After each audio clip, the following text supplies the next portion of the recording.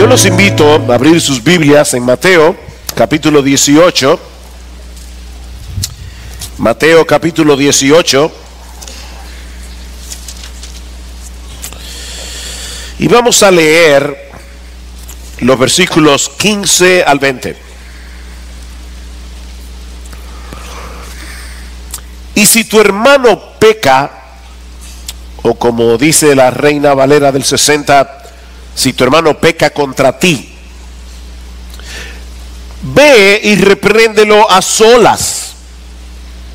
Si te escucha, has ganado a tu hermano.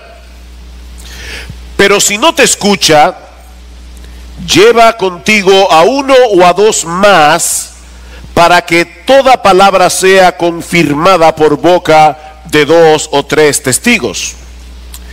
Y si rehúsa escucharlos, dilo a la iglesia. Y si también rehúsa escuchar a la iglesia, sea para ti como el gentil y el recaudador de impuestos, o el publicano, como dice también la Reina Valera. En verdad os digo, todo lo que atéis en la tierra será atado en el cielo, y todo lo que desatéis en la tierra será desatado en el cielo. Además os digo que si dos de vosotros se ponen de acuerdo sobre cualquier cosa que pidan aquí en la tierra, les será hecho por mi Padre que está en los cielos.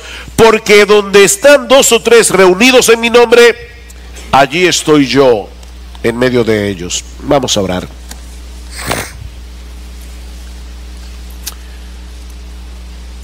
Señor nuestro, nos acercamos con reverencia delante de ti en esta mañana,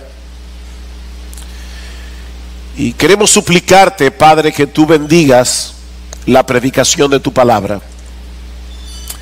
Señor, nosotros creemos en el Espíritu Santo, en el Espíritu Santo que inspiró tu palabra, y nosotros creemos en el poder de tu Espíritu Santo para transformarnos a través de tu palabra.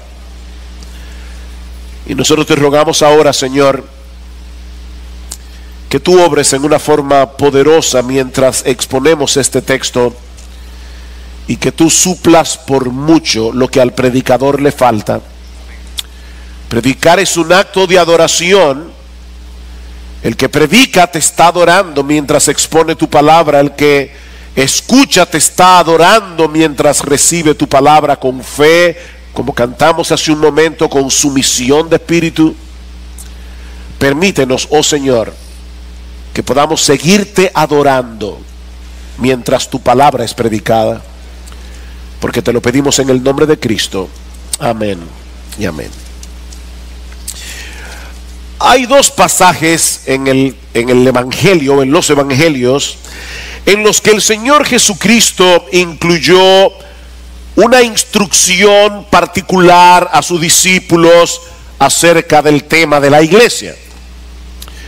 El primero de esos pasajes se encuentra en Mateo capítulo 16 versículo 18. Es un pasaje muy conocido, cuando Cristo le pregunta a sus discípulos: ¿quién dicen los hombres que soy yo? Y luego el Señor pregunta a los discípulos: ¿y ustedes quién dicen que soy yo? Y Pedro responde: tú eres el Cristo, tú eres el Hijo del Dios viviente. Y el Señor le responde: bienaventurado eres, Simón, hijo de Jonás, eso no te lo reveló carne ni sangre, te lo reveló mi Padre que está en los cielos.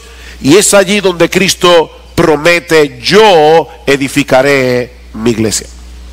Yo edificaré mi iglesia. Y es obvio que se está refiriendo a su iglesia universal, es decir, al conjunto de creyentes en Cristo a través de toda la historia y en todo lugar del planeta. Esa iglesia está formada por todos aquellos que, al igual que Pedro, confiesan a Jesús como el Cristo, como el Mesías anunciado por los profetas en el Antiguo Testamento, el Hijo de Dios, la segunda persona de la Trinidad que se hizo hombre para morir en una cruz por nuestros pecados. Esa iglesia universal está compuesta por todos aquellos que confiesan esa verdad acerca de nuestro Señor Jesucristo. El otro pasaje en el que Jesús habla de la iglesia es el que vamos a estudiar en la mañana de hoy, Mateo capítulo 18, versículos 15 al 20. Y allí el Señor habla de su iglesia no como una comunidad universal, sino como una comunidad particular, como una comunidad específica de personas que se han comprometido a cuidarse unos a otros y a dejarse cuidar. Hermanos, esto es tan importante que yo lo voy a repetir otra vez.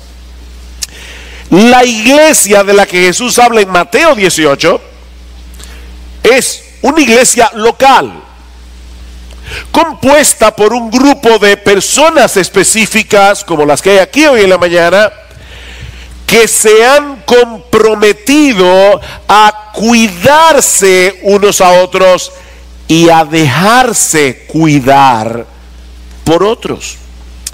De manera, mis hermanos, que todo aquel que dice pertenecer a la iglesia universal debe hacerlo evidente viniendo a formar parte de una iglesia local donde él se está comprometiendo a velar por la vida espiritual de los demás creyentes que forman parte de ese cuerpo, y al mismo tiempo está dando su autorización para que los demás creyentes cuiden de él, aplicando aún la disciplina eclesiástica si fuere necesaria, como Cristo nos enseña en este pasaje. Ahora, cuando nosotros escuchamos la palabra disciplina, y este pasaje habla de la disciplina eclesiástica, la imagen que viene a nuestras mentes es la de autoritarismo, rudeza, falta de respeto por la privacidad, santurronería, hipercriticismo, legalismo. Pero mis hermanos, es obvio que Jesús no ve la disciplina de esa manera. En el segundo pasaje de los evangelios en el que Jesús habla de su iglesia, menciona la disciplina como un elemento indispensable de toda iglesia local y como una manifestación de amor. Como una manifestación de amor. Es por eso que hemos titulado el mensaje de esta mañana: disciplina y amor en la iglesia. Aunque muchos presuponen que el amor y la disciplina son como el agua y el aceite, que no pueden mezclarse entre sí, la Biblia más bien presupone que donde no hay disciplina tampoco hay amor. No puede haber amor sin disciplina. Por ejemplo, en Proverbios capítulo 13, versículo 24, dice que el padre que no disciplina a su hijo lo aborrece. Claro que uno no lo ve de esa manera. El padre dice: ay, me da tanta pena el niño. Pero en realidad lo que ese padre está haciendo en la práctica es aborrecer a su hijo, porque no le importa que el niño está creando hábitos de conductas que en el día de mañana le van a hacer daño. Así que el padre que no disciplina a su hijo en un sentido práctico lo está aborreciendo. Pero escuchen, el que lo ama, dice Proverbios, lo disciplina con diligencia. El que lo ama lo disciplina. No es que lo maltrata, no es que abusa de él, es que lo disciplina, incluyendo el uso moderado del castigo físico cuando fuere necesario. Es parte del amor de los padres disciplinar a los hijos. ¿Y saben, mis hermanos, cuál es el máximo ejemplo de este principio? Dios el Padre. En Hebreos, capítulo 12, el autor cita Proverbios y nos dice: no debemos menospreciar la disciplina del Señor, porque el Señor al que ama disciplina. El Señor al que ama disciplina. y azota a todo el que recibe por hijos. Cuando somos disciplinados por Dios, es que Él nos está tratando como hijos, dice el autor de la carta a los Hebreos, porque ¿qué hijo hay a quien su padre no disciplina? Él lo da por sentado. Pero si estás sin disciplina, dice el autor, de la cual todos han sido hechos participantes, entonces somos hijos ilegítimos, no hijos verdaderos. O sea, un padre que no disciplina a su hijo lo está tratando como un bastardo, dice el autor. La disciplina y el amor van de la mano, una al lado de la otra, tanto en nuestra relación con Dios como nuestro Padre que está en los cielos, como en la familia y en la iglesia. Amor y disciplina. Y hay al menos 5 elementos en este pasaje que están relacionados con la disciplina en la iglesia y que nos van a ayudar a entender mejor de qué se trata la iglesia. ¿Qué es la iglesia? ¿Cuál es la misión de la iglesia? Y si ustedes se han dado cuenta, hermanos, este es un tema que hemos estado construyendo poco a poco desde que comenzamos esta serie. Porque esta pregunta, ¿qué es la iglesia? ¿Qué hace la iglesia? ¿Cuál es la misión de la iglesia? La hemos estado contestando en todos los sermones. Entonces este pasaje nos va a ayudar a entender mejor de qué se trata la iglesia, de qué se trata la membresía de la iglesia, cuál es la función de la iglesia. Y el primero de estos elementos es la relación filial que existe entre los miembros de la iglesia y que hace obligatoria la disciplina en la iglesia. El primer elemento que nosotros encontramos en este pasaje es la relación filial que existe entre los miembros de la iglesia. Somos una familia y eso hace obligatoria la aplicación de la disciplina en la iglesia. Noten una vez más el versículo 15 de Mateo 18. Y si tu hermano peca,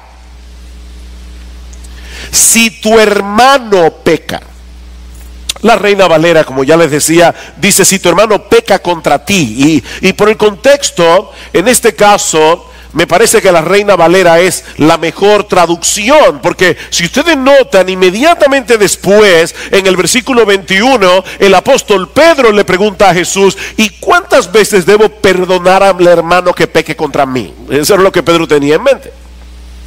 ¿Cuántas veces? ¿Hasta 7? Ese día Pedro se levantó generoso, porque los judíos decían: tú puedes perdonar a tu hermano hasta 3 veces, la cuarta ya resuelve.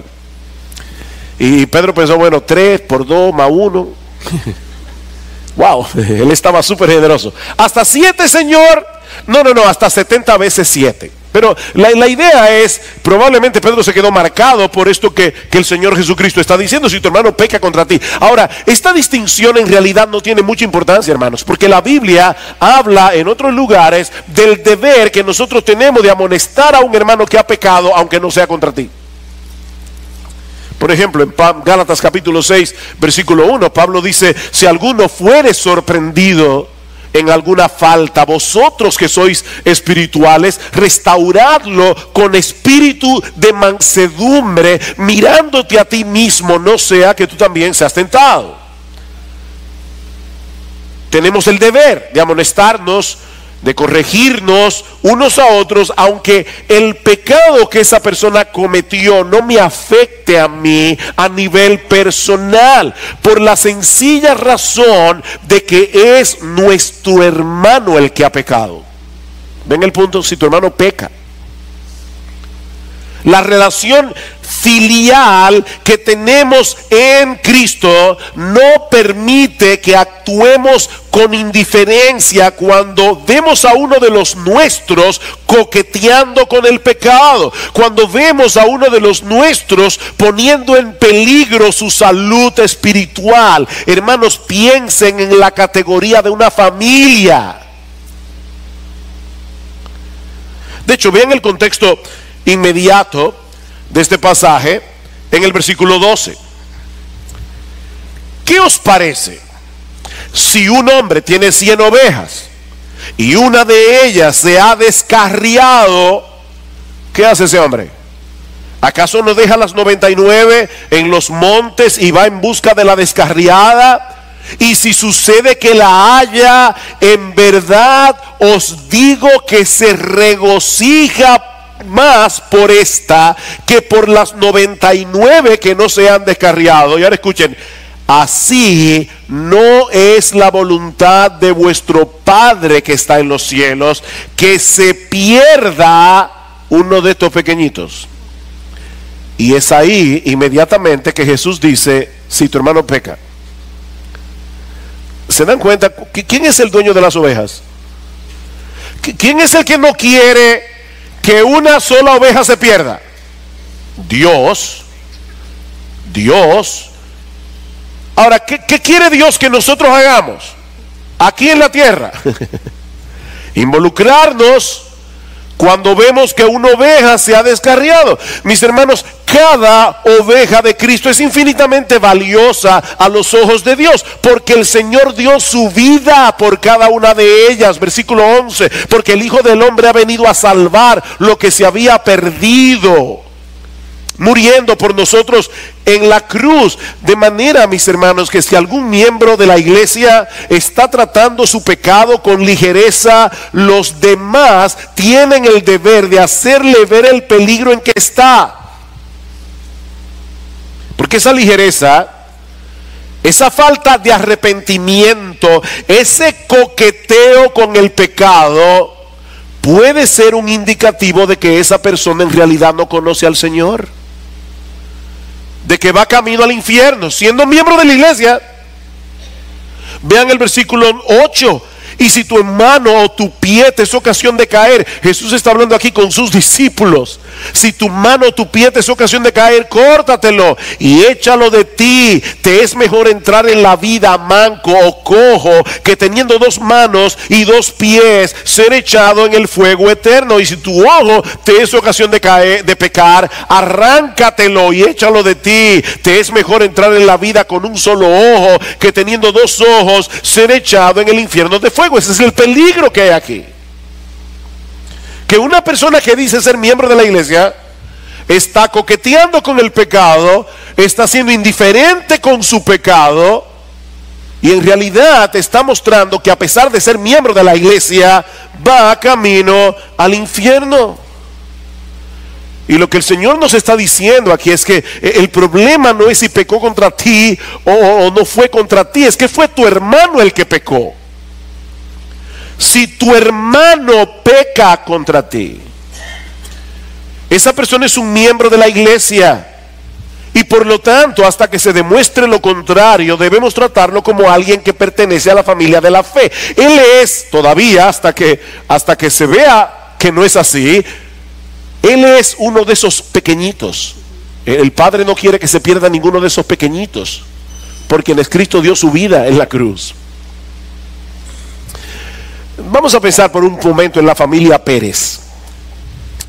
Y no es ningún Pérez aquí, yo me refiero a un Pérez cualquiera. La familia Pérez, vamos a decir Juan y María. Ellos tienen 7 hijos. Son 9. Y todos los días puntualmente a las 7 de la noche se reúnen en la mesa a cenar. Pero resulta que un día falta Alejandro, y ninguno de los miembros de la familia sabe dónde está. Y pasan los días y Alejandro sigue desaparecido. ¿Cómo se supone que deberían reaccionar los miembros de esa familia? Ustedes se imaginan al padre diciendo: oye, falta Alejandro, pero total me quedan 6. De 7 a 6, ¿cuál es la diferencia? Los padres normales, ¿verdad que no reaccionan así? No, por supuesto que no. Ninguna persona en su sano juicio se queda tranquilo cuando desaparece un miembro de la familia. Y esa es precisamente la ilustración del Señor. Si un hombre pierde una oveja de un rebaño de 100, ¿qué hace ese hombre? Deja las 99 y va en busca de la oveja que se ha descarriado. ¿Cuánto más cuando se trata de un miembro de la familia? Pero hermano, a veces nosotros hacemos, ¿verdad? Como hace esta familia rara. Bueno, se fue uno, pero quedamos como 600. No, es que no es la voluntad del Padre, no es la voluntad del Padre que se pierda uno. ¿Y saben quién es que tiene la responsabilidad de buscarlo? O el pastor. No, hermanos, noten que Jesús está asignando la responsabilidad de buscar la oveja descarriada a toda la iglesia. Sí, claro, el pastor, si es un pastor fiel, está llamado a hacer ese trabajo, pero Jesús espera que todos los miembros de la iglesia se involucren en esa tarea. Si tu hermano peca, sea pastor o no sea pastor, si tu hermano pecó, ve, sal a buscarlo. Como dice el comentarista William Hendrickson, todo seguidor del Señor debiera dedicarse a hallar la oveja que se ha descarriado a fin de llevarla de regreso al redil. Si tu hermano ha pecado, ve, sal a buscarlo. Somos miembros de la misma familia y por lo tanto no podemos permanecer indiferentes cuando uno solo de los nuestros está en peligro. Lo segundo que nosotros vemos en este pasaje es el proceso que debemos seguir para rescatar a esa persona. Y hay varias etapas aquí, varios pasos. En primer lugar, dice el Señor en el versículo 15, repréndelo a solas. Repréndelo a solas, en privado. Muéstrale en privado lo que ha hecho mal. Y al hacerlo, no olvidemos lo que Pablo dice en el texto de Gálatas que leímos hace un momento. Dice: vosotros que sois espirituales, restauradlo en espíritu de mansedumbre, considerándote a ti mismo, no sea que tú también seas tentado. Es por eso que Cristo le dice a sus discípulos: nosotros debemos lavarnos los pies los unos a los otros, pero al hacerlo, hermano, no lo hagas con ácido de batería, ni con agua hirviendo. Es con un espíritu de mansedumbre y aún en humildad, dice Pablo, considerándote a ti mismo. No vayas como un juez con un espíritu de superioridad. Yo no sé cómo es posible que un miembro de la iglesia se vista de esa manera, porque yo soy la santidad personificada. No vayas con ese espíritu. Es con un espíritu de mansedumbre, no como un juez que va a condenar al hermano, sino como alguien que lo ama y lo quiere rescatar, lo quiere hacer recapacitar. Y lo mismo vemos en Romanos capítulo 15 versículo 14: en cuanto a vosotros, hermanos míos, yo mismo también estoy convencido de que vosotros estáis llenos de bondad, llenos de todo conocimiento y capaces también de amonestaros los unos a los otros. ¿Ven el punto, hermanos? Con bondad, deseando sinceramente el bienestar espiritual de tu hermano. Ahora, ¿qué pasa si el hermano no escucha la reprensión? Tú fuiste a solas y el hermano no te oyó. Bueno, dice Cristo: lleva contigo a uno o a dos más, para que toda palabra sea confirmada por boca de dos o tres testigos. Versículo 16. Y me maravilla, hermanos, la sabiduría de nuestro Señor. La sabiduría de nuestro Señor. No corras ahora a decirlo a otros en la iglesia. No, ve con uno o dos. Ve con uno o dos. Y Yo creo que la razón que está detrás de esta medida, hay varias cosas aquí. Yo creo que lo primero es que esos uno o dos pueden ayudarte a determinar si en verdad estamos ante un caso que amerita una reprensión. Porque es posible que tú vas y hablas a solas con un hermano porque crees que ha pecado. Él no te hace caso, te dice, mira, de verdad yo no lo veo como tú lo ves, y luego tú buscas a otro en la iglesia para que vaya a hablar con este hermano o a dos, y estos testigos te hacen ver que en realidad es una diferencia de criterio, que tal vez no fue pecado, pero puede ser que sí, que hubo un pecado involucrado. Y ahora tú vienes con dos o tres a tratar con este hermano en amor, y puede ser que Dios use esto para hacerle ver su condición y sea movido al arrepentimiento. Pero ¿qué pasa si todavía rehúsa escuchar a estos dos o tres? Bueno, entonces tenemos que llegar al siguiente paso. Y por eso Cristo dice, para que en boca de dos o tres testigos conste toda palabra. Ahora vamos a necesitar a estos testigos en el siguiente paso, versículo 17. Y si rehúsa escucharlos, dilo a la iglesia. Y si también rehúsa escuchar a la iglesia, sea para ti como el gentil y el recaudador de impuestos. Noten que el propósito de esta etapa pública es mover a la iglesia, es involucrar a la iglesia para actuar como una familia tratando de rescatar al hermano. Primero hicimos un intento en privado, luego otro intento semi privado, pero ahora estamos involucrando a toda la iglesia para dar la oportunidad de que varios puedan hablar con esta persona. Es por eso que el Señor dice, si también rehúsa escuchar a la iglesia. Él está presuponiendo que la iglesia va a hablar. Él está presuponiendo que la iglesia se va a involucrar. Si rehúsa escuchar a la iglesia. Por eso decía que esta es una iglesia local. Esta es una iglesia que tiene la capacidad de escuchar un reporte. En el tiempo del Señor no había internet. Y no, públicalo en el muro de tu Facebook para que se entere la iglesia universal. No. Estamos hablando de una iglesia local, donde la membresía se conoce, donde se sabe quiénes son miembros y quiénes no lo son.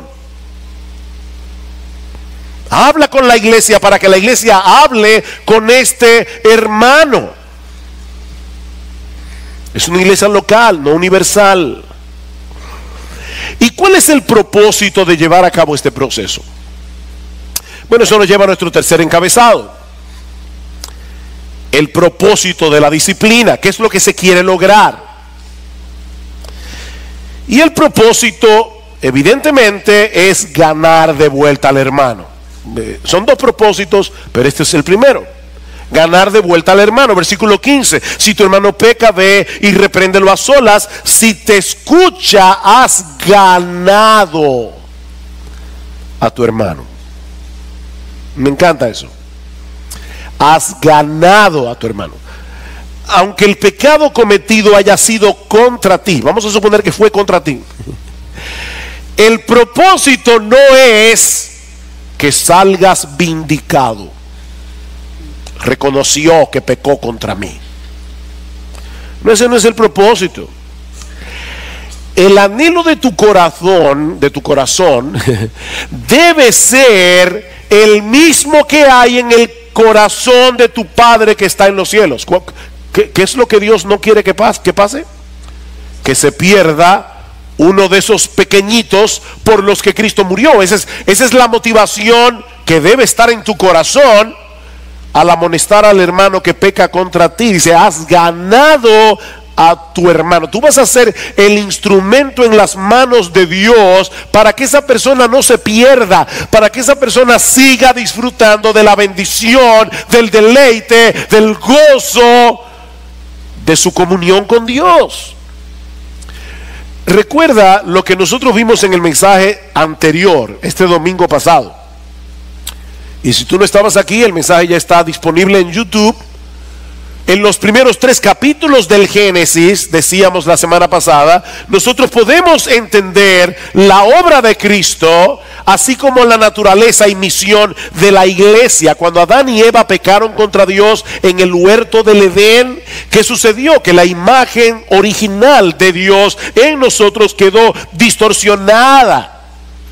Y a partir de ese momento el hombre se convirtió en un ser egoísta, orgulloso, soberbio, injusto, contencioso, mentiroso, codicioso, envidioso. Y su felicidad quedó hecha a pedazos. El hombre se convirtió en un ser inútil espiritualmente y su felicidad quedó destrozada. Ahora en la conferencia que tuvimos en Together for the Gospel, y por cierto, aquellos que escuchan, que pueden entender el inglés, les recomiendo que escuchen el mensaje de Ligon Duncan. Fue excelente mensaje. Y Ligon Duncan decía en este mensaje que es interesante notar que la primera palabra que Dios le pronunció al hombre fue bendición. Dios los bendijo, ¿recuerdan? Dice en Génesis capítulo 1 versículo 27, y los bendijo Dios. Dios bendijo al hombre. ¿Y qué hace Dios después que lo bendice? Le da un mandamiento. Dios los bendice y le da una orden: fructificad y multiplicaos, llenad la tierra y sojuzgadla, y señoread sobre los peces del mar, etcétera. De manera que la bendición de Dios, el disfrute de la bendición de Dios está conectado con la obediencia a Dios. Cuando obedecemos a Dios, no nos ganamos la bendición de Dios. Nadie se gana la bendición de Dios. No es que nos ganamos la bendición de Dios. Lo que estamos diciendo, hermanos, es que es en el camino de la obediencia que nosotros somos bendecidos, que nosotros podemos disfrutar de la bendición. Pero ¿saben qué fue lo que pasó? Que Satanás convenció al hombre de que su felicidad más bien estaba en la desobediencia. Y es increíble cómo el diablo jugó aquí con las palabras, porque le dice a Eva: si tú comes de ese árbol, Dios no quiere que ustedes coman de ese árbol prohibido, porque si lo hacen, ustedes serán como Él. Qué irónico, ¿verdad? ¿A imagen de quién fue creado el hombre? A imagen de Dios. Ya el hombre era como Dios y debía seguir en obediencia, claro, en lo que Dios quiso compartir de su imagen con el hombre. No es que el hombre se convirtió en Dios, pero el hombre tenía parte del carácter de Dios en él, lo que Dios quiso comunicarle. Ya el hombre era como Dios, porque fue hecho a la imagen de Dios. Pero ahora Satanás lo quiere convencer de que él tenía que desobedecer a Dios para alcanzar esa imagen. Qué increíble, ¿verdad? Y Adán y Eva pecaron contra Dios, y el hombre en su pecado se está perdiendo. El hombre en su pecado está desperdiciando su vida. El hombre en su pecado se está encaminando a una vida miserable. Eso es lo que hace el pecado.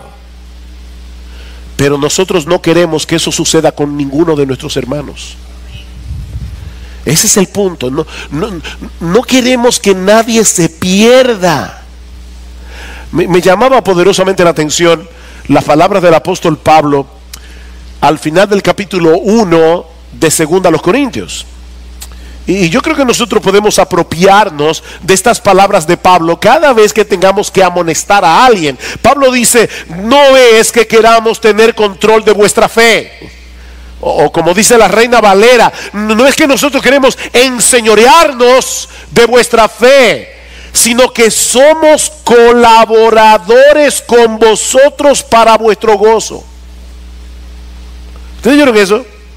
Somos colaboradores con vosotros para vuestro gozo, porque en la fe permanecéis firmes. En la fe, ¿qué es lo que hace la fe? Creerle a Dios. Vivir por fe, no por ver. ¿Qué fue lo que Adán y Eva no hicieron? Creerle a Dios. Le creyeron al diablo. ¿Qué es lo que están haciendo muchos todavía aquí? Le están creyendo al diablo, no a Dios.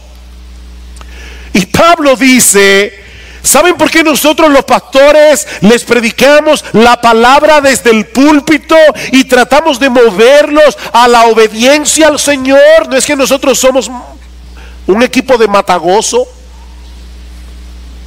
No es que nosotros queremos hacer la vida aburrida, no es que queremos hacer la vida miserable, es todo lo contrario. Nosotros estamos colaborando con ustedes para vuestro gozo. Eso es lo que hacen los pastores. Y me encanta eso, que estamos aquí para ayudarlos a que ustedes se gocen en Dios, a que ustedes se deleiten en Dios. Estamos aquí colaborando para vuestro gozo. Pero hermanos, es exactamente lo que hace un creyente cuando va a otro creyente y le advierte de su pecado.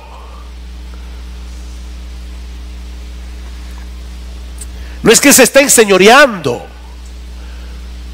¿Quién eres tú para meterte en mi vida? Tu hermano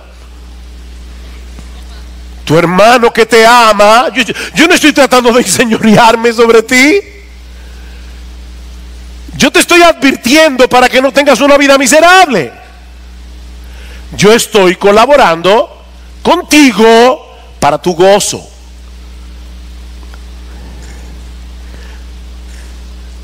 Queremos ganarte, no que te pierdas. Recuerda eso la próxima vez que un hermano de esta iglesia se acerca a ti para amonestarte. ¿Cómo tú reaccionas cuando te amonestan? No es agradable que a uno lo amonesten. No somos masoquistas. De hecho, cuando la esposa de uno le dice, mi amor, tenemos que hablar. ¿Qué hice? No es agradable. A uno le gusta que le digan, oye, yo estoy tan contenta contigo, tú me haces tan feliz. Pero cuando viene con una cara seria, mi amor, últimamente, de verdad, hay algunas cosas que no me están gustando mucho. Y a mí, yo no sé tú, pero a mí no me gusta que me lo digan. La reacción inicial cuando uno es amonestado no es de alegría. Ay, qué bueno, golpéame. No. O sea, no, uno tiene que hacer un esfuerzo mental para recordar que eso es para tu bien. Bueno me es haber sido humillado para que aprenda tus estatutos, ¿verdad? Bueno, recuerda esto. Cuando alguien viene a ti a amonestarte, y déjame decirte algo, si esa persona te vino a amonestar y no lo hizo con ternura, no lo hizo con la bondad de la que habla Romanos, escúchalo como quiera. Como quiera, pregúntate si lo que te está diciendo es verdad, aunque no lo haga en un buen tono. ¿Ustedes recuerdan a David cuando Simei comenzó a maldecirlo? Y Joab, su general en jefe, dijo, oye, ¿qué hace este perro muerto hablando así de mi señor? Voy y le corto la cabeza. Un hombre fuerte. Y David le dijo, no, déjalo. Tal vez fue el Señor que le dijo que me maldijera. Wow, qué actitud. Tal vez fue el Señor que le dijo que me maldijera. Así que no tomes tan en cuenta, no seas tan hipersensible. Si fue en buen tono, si no fue buen tono. Lo que te está diciendo es verdad.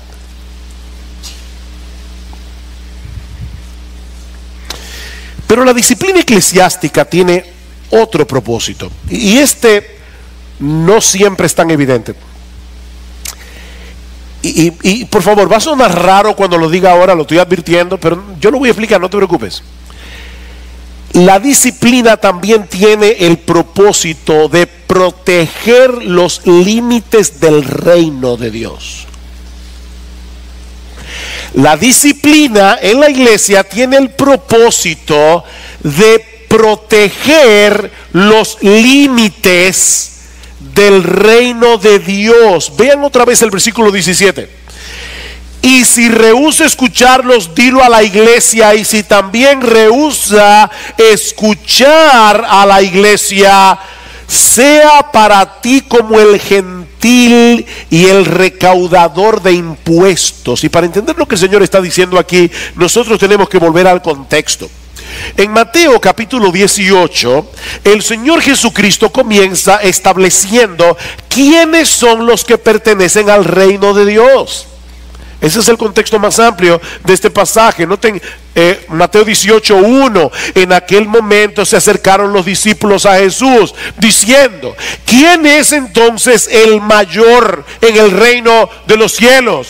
Y él, llamando a un niño, lo puso en medio de ellos y dijo: en verdad os digo que si no os convertís y os hacéis como niños, no entraréis en el reino de los cielos. Así que cualquiera que se humilla como este niño, ese es el mayor en el reino de los cielos.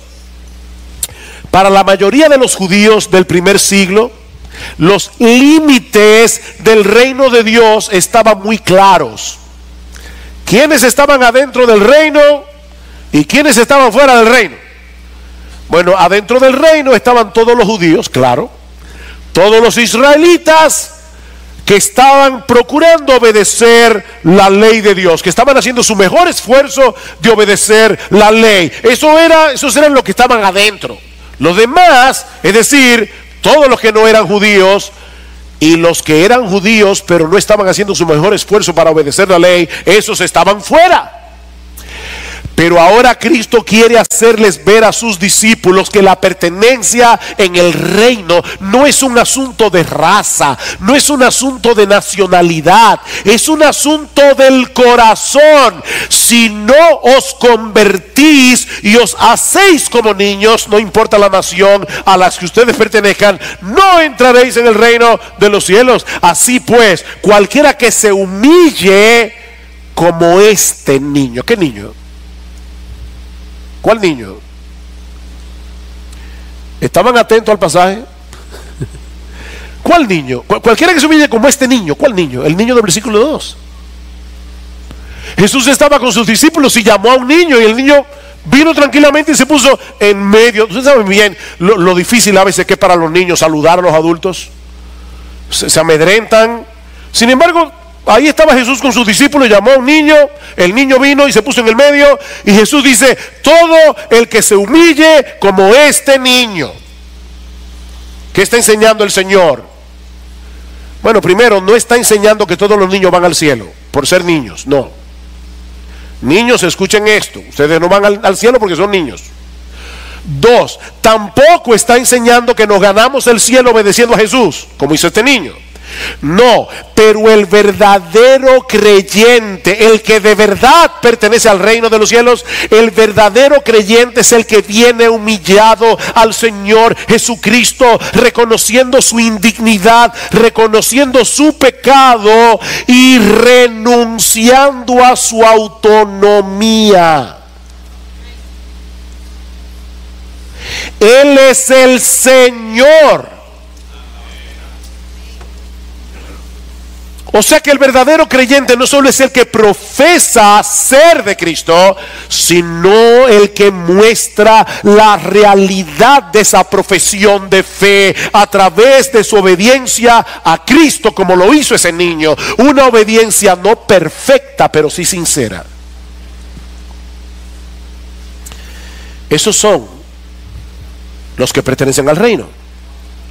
Ok, entonces, ¿qué debe hacer la iglesia con un individuo que dice ser cristiano, pero rehúsa arrepentirse de su vida pecaminosa luego de haber sido confrontado por un miembro de la iglesia, después por 2 o 3 y después por toda la iglesia? ¿Qué debe hacer la iglesia? En tal caso, la iglesia no puede seguir reconociendo, escuchen bien cada palabra, en ese caso la iglesia no puede seguir reconociendo la veracidad de su profesión de fe. Eso es lo que significa: tenle por gentil y publicano, como dice la Reina Valera. El gentil era el extranjero, el que no era judío. tenle por gentil. Es el que no pertenecía al pueblo de Dios en el antiguo pacto. Y el publicano era uno que, siendo judío, era recolector de impuestos. Siendo judío, él era considerado como un traidor, porque él le cobraba impuesto a los otros judíos para dárselo al imperio opresor de la bota romana, y de paso enriquecerse, traicionando a su propia gente. Así que en la mente del judío, ni el gentil ni el publicano estaban dentro de los límites del reino de Dios. Y lo que el Señor está diciendo aquí es que así deben considerarse aquellos miembros de la iglesia que rehúsan someterse a la autoridad de Cristo al no querer escuchar la amonestación de la iglesia. ¿Oyeron eso? Al que rehúsa someterse a la autoridad de Cristo al no querer escuchar la amonestación de la iglesia, es alguien que, igual que el publicano, está traicionando al Señor en el que dice creer. Es un traidor del evangelio. ¿Saben lo que eso significa, hermanos? Que al aceptar a un individuo dentro de la iglesia local, y es por eso que nosotros los pastores, cada vez que vamos a recibir a un miembro, lo presentamos a la iglesia, porque no son los pastores los que reciben a los nuevos miembros de la iglesia. Lo que eso quiere decir es que al aceptar a un individuo dentro de la iglesia local, estamos reconociéndole públicamente como un ciudadano del reino de los cielos. Por eso alguien compara las iglesias locales con embajadas del reino, que expiden el pasaporte que nos acredita como ciudadanos.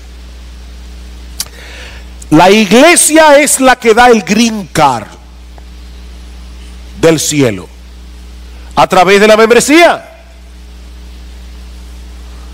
La membresía de la iglesia es el pasaporte que nos acredita como ciudadanos del reino de Cristo.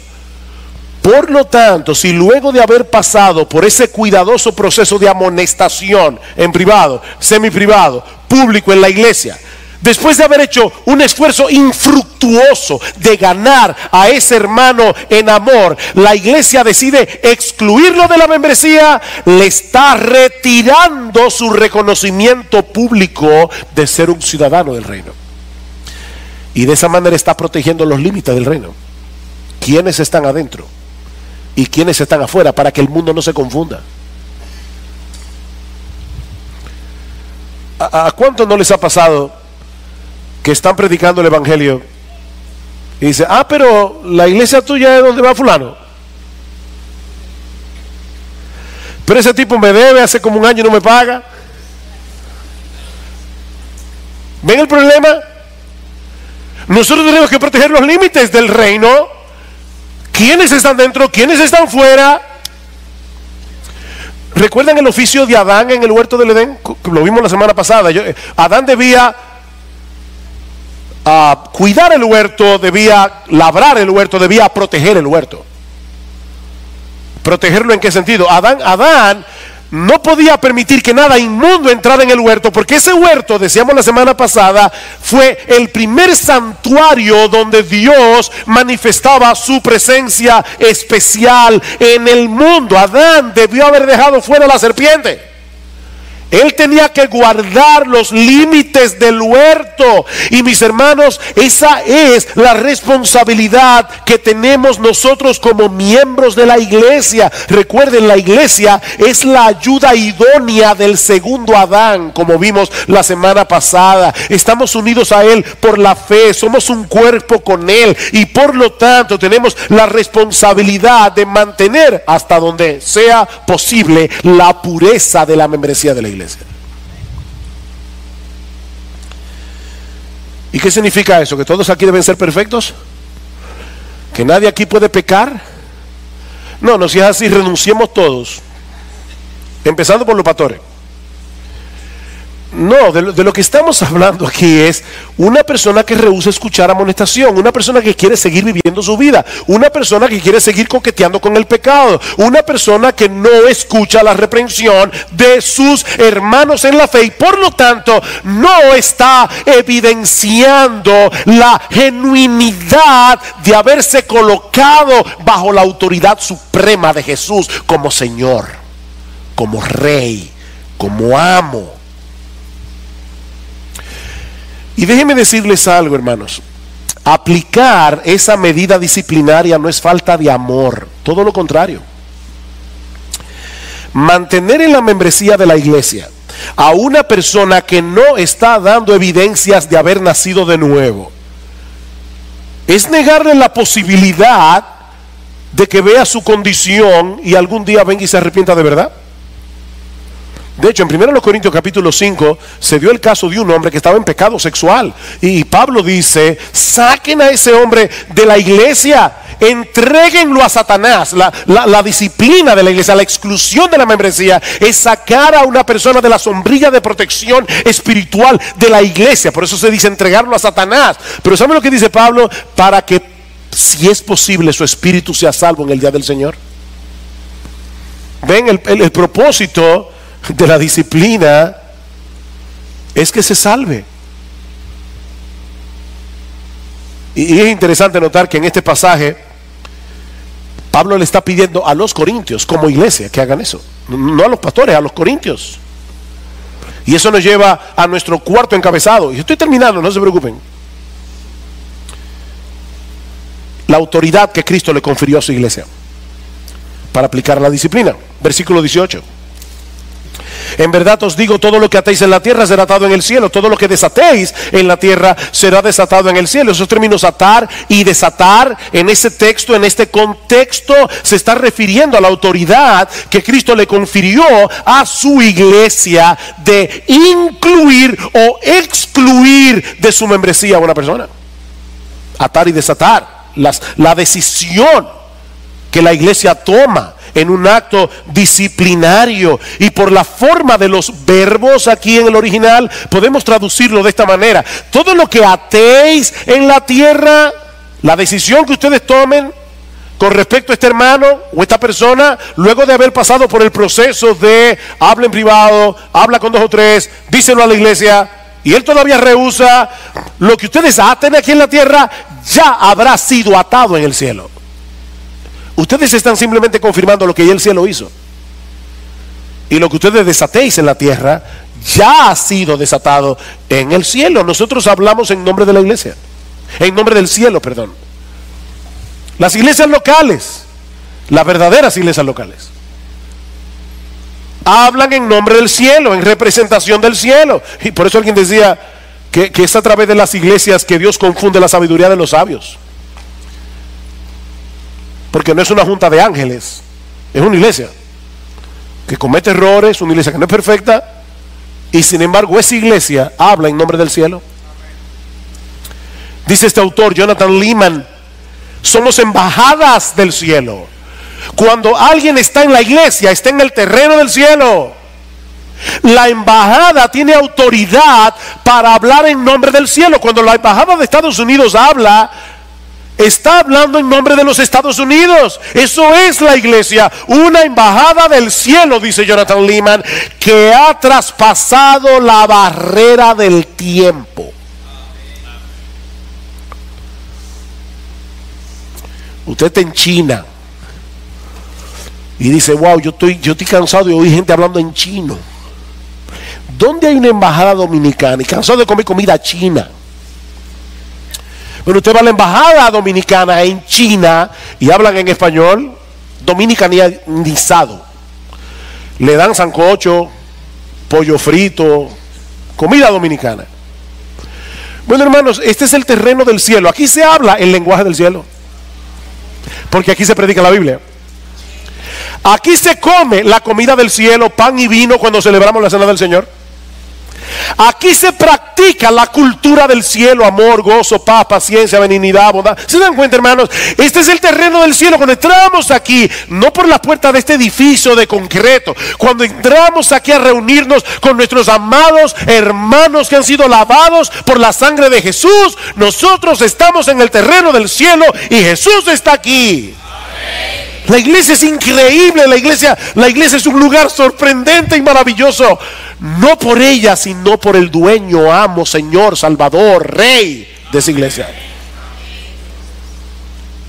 Es por eso que la disciplina en la iglesia debe llevarse a cabo en dependencia del Señor, en oración. Y eso nos lleva a nuestro último encabezado, que veremos muy brevemente: la necesidad de sabiduría para aplicar la disciplina en la iglesia. Versículo 19: además os digo que si dos de vosotros se ponen de acuerdo sobre cualquier cosa que pidan aquí en la tierra, les será hecho por mi Padre que está en los cielos, porque donde están dos o tres reunidos en mi nombre, ahí estoy yo en medio de ellos. Mis hermanos, el Señor Jesucristo no ha cambiado de tema.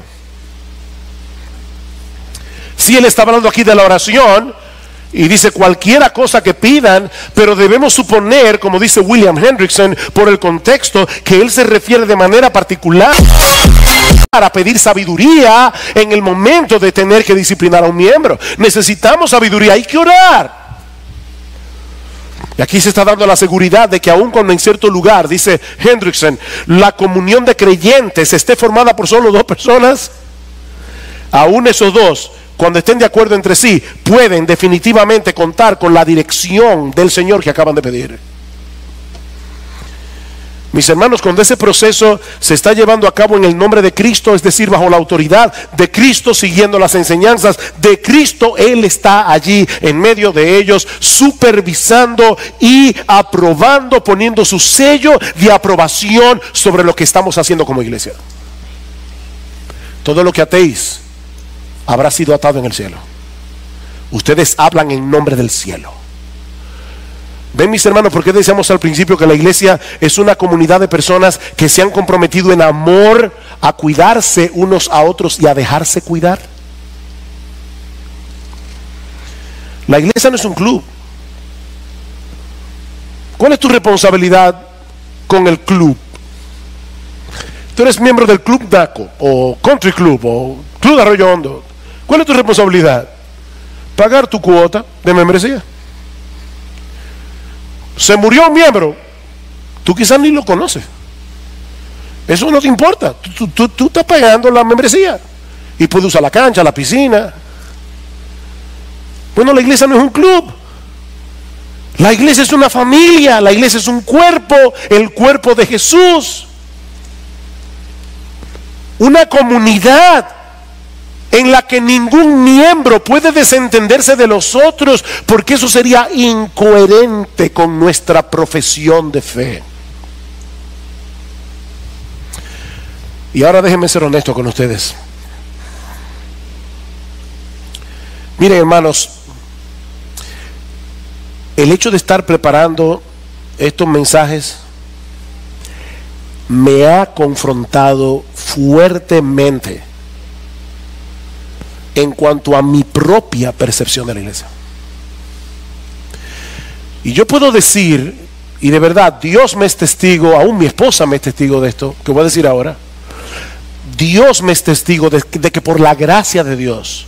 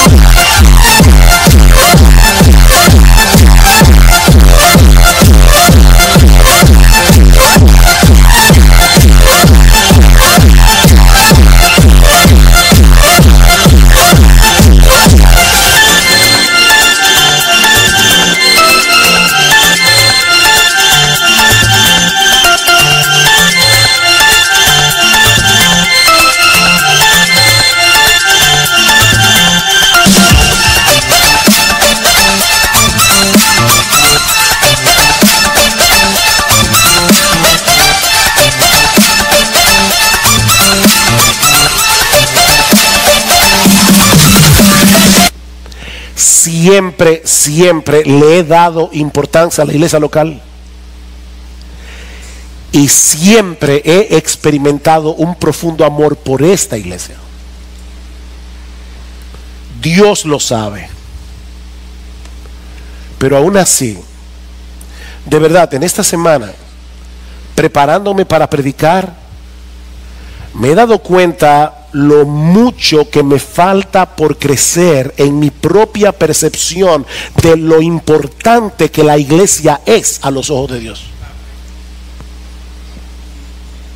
Y lo mucho que me falta por crecer en mi amor por mi iglesia local, por esta iglesia local. Y ahora yo te pregunto a ti, ¿qué de ti? ¿Qué de ti, mi hermano, mi hermana? ¿Tú te das cuenta de la responsabilidad que cada uno de nosotros tenemos en mantener la esencia de esta iglesia como una iglesia y no como un club hasta que Cristo vuelva? La iglesia está en el mundo, pero no pertenece al mundo. Nosotros estamos aquí para extender el dominio del reino de Cristo, el huerto. Estamos aquí para extender el dominio de Cristo a través de la predicación del evangelio. Todos nosotros, todos, esa es tu responsabilidad, mi hermano. Todos estamos aquí para extender el dominio del huerto, el dominio del reino de Cristo a través de la predicación del evangelio, y para proteger los límites de ese reino en las iglesias locales, cuidándonos unos a otros en amor. Pero mis hermanos, para que eso sea posible, no solo es necesario que la iglesia sea pastoreada por hombres fieles, es necesario que la iglesia esté compuesta por miembros fieles. Estudien la historia y nunca encontrarán en los libros de historia una guerra que haya sido ganada por un ejército de generales. Tienen que haber generales y tienen que haber soldados. No, Dios no llamó a los pastores de la iglesia para hacerlo todo en la iglesia. Tiene que haber pastores fieles, pero tienen que haber miembros fieles. Y cada uno debe preguntarse, ¿cómo sería esta iglesia si todos los miembros fueran como yo? ¿Cómo sería la iglesia? Yo quiero dejar dos preguntas en tu mente y en tu conciencia para que medites en este día. Antes de salir de aquí, de hecho, últimamente cuando el piano toca, algunas personas comienzan a pararse. Hermano, la razón por la que el piano se pone a tocar es para que cada cual se quede quietecito, tranquilo, sentado. No se preocupe que va a llegar a su casa a comer temprano. Escuche el piano, medite tranquilo. Cuando termine, ahorita cuando yo ore, ahora mismo voy a orar, quédate tranquilo y medite en lo que has oído. Y pregúntate a ti mismo, ¿soy yo un miembro fiel de esta iglesia local, cuidando de mis hermanos en Cristo y dejándome cuidar? ¿Soy yo un miembro fiel? Segunda pregunta, ¿cuáles son las áreas en las que yo debo trabajar como miembro en dependencia del Espíritu Santo para que esta iglesia, esta amada iglesia que este año cumple 40 años de edad, ¿qué yo debo hacer? ¿Qué yo debo cambiar? ¿Qué yo debo mejorar como miembro en dependencia del Espíritu de Dios para que esta mi amada iglesia local pueda extenderse a lo que está delante y seguir avanzando hacia el cumplimiento del propósito que Jesús tenía en mente cuando parió esta iglesia? Amén. Cuando trajo esta iglesia a la existencia, y te trajo a ti, mi amado hermano, mi amada hermana, para que tú seas una piedra viviente de este templo espiritual. ¿Qué yo debo hacer? ¿Qué yo debo mejorar en dependencia del Espíritu de Dios para que esta iglesia siga avanzando? como iglesia. Y me voy a permitir terminar con estas palabras de Pablo, unas palabras de bendición pastoral. Primera Tesalonicenses 3:12. Que el Señor os haga crecer y abundar en amor unos con otros y para con todos, como también nosotros lo hacemos para con vosotros, a fin de que la firme vuestros corazones irreprensibles en santidad delante de nuestro Dios y Padre en la venida de nuestro Señor Jesús con todos sus santos. Amén.